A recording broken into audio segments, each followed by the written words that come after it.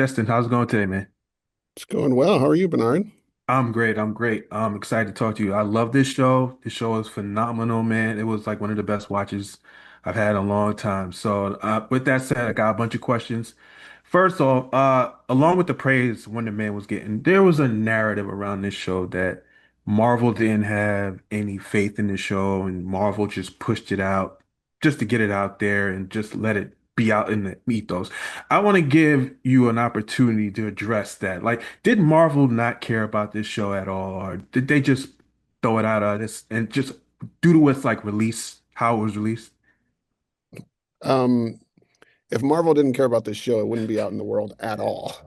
I agree. Um, and it definitely would not be out in the world in the form that it is. I Mhm. think it's it's I am very happy to see that people are loving the show for the same reasons we do because it's different. It's a bit of a big swing for Marvel to take.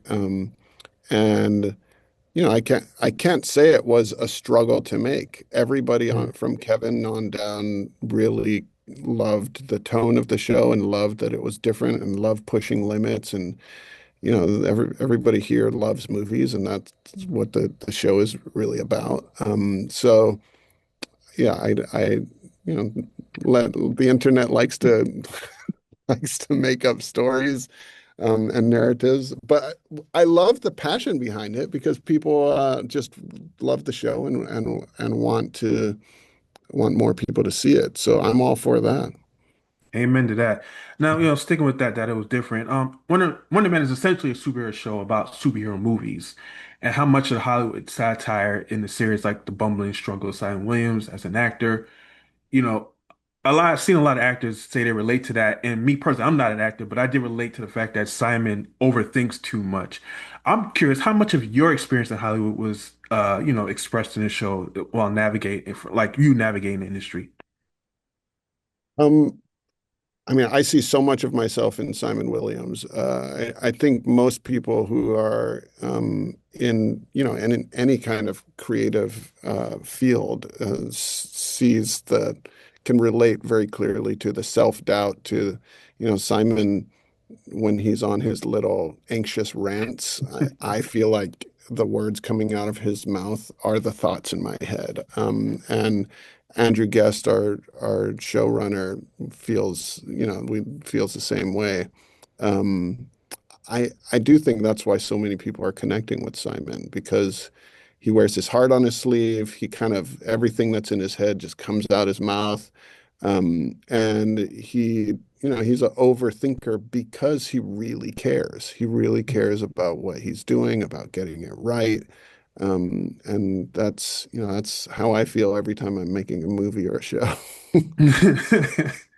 Now, also, I want to say to you, I would call you the Trevor Slattery Whisperer because you really rewrote the narrative around that character. Because, after he was first introduced in Iron Man 3, it wasn't all positive around him. But now, between you and how Sir Ben Kingsley, brought the character back, everyone loves him now. Uh, what is it about the performance that makes him the perfect lens to show Simon through? Well, Trevor Slattery was, I mean, his trajectory through the MCU, I think, is a fascinating journey. To Um, say the least. when we were putting him into Shang-Chi, it was really to help solve a narrative problem that we were faced with, which was we were introducing the world to the real Mandarin, played by the great Tony Leung. And what a better way to contrast and redefine Trevor than to see how did the real Mandarin, Tony Leung, respond to what Trevor was doing and defacing his name. Um, and really getting to know Trevor Slattery in the context of that movie introduced me to Sir Ben and Sir Ben Kingsley's heart and his passion for this character and how much hidden backstory he had created for this character that we never found and were never exposed to in these movies. So a lot of that was what initially made me excited to learn more about him, and to throw him back into his old haunts at in Los Angeles and force him to deal with the stuff he was running from. Why he's the perfect both antagonist and also friend for Simon Williams. I think that you're looking at somebody who is in many ways at the end of his career and somebody who is at the beginning of his career, but both of them are so passionate about the same thing.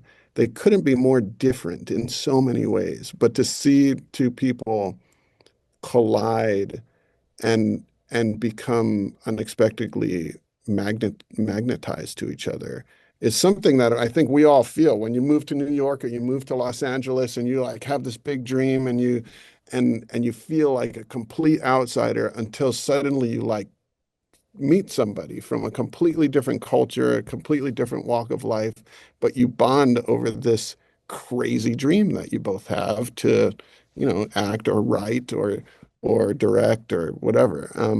And that's something that I find really really relatable in this show. Awesome. And I'm gonna let you go with this question. Unlike most MCU finales, the Wonder Man and it didn't really rely on that big CGI punch, that big thing we've come to expect from all these shows. Why was it important that from you and the showrunner, Andrew, guess that Simon's heroism was defined by personal sacrifice rather than just, the punching and showcasing all of his powers. We did get a glimpse of his powers, but the big Yeah. spectacle. I think there is a beautiful simplicity that was an idea that Andrew and I talked about very early on in the process of having two characters who, for most of their life, have been fairly self-centered. They lived most of their life making choices around the orbit of one. And seeing them over the course of this show learn how to be a friend, and so the finale of this show is watching two narcissists make the first time in their life potentially make a real sacrifice for somebody else. And it's, I find it very simple and beautiful and moving. Awesome. Oh, that's my time, Destin. Thank you for chatting with me. The show was brilliant, and you're like 3 for 3. So just keep the hits coming, man. You out here doing it. Thanks, man. I appreciate it. No problem. Thank you.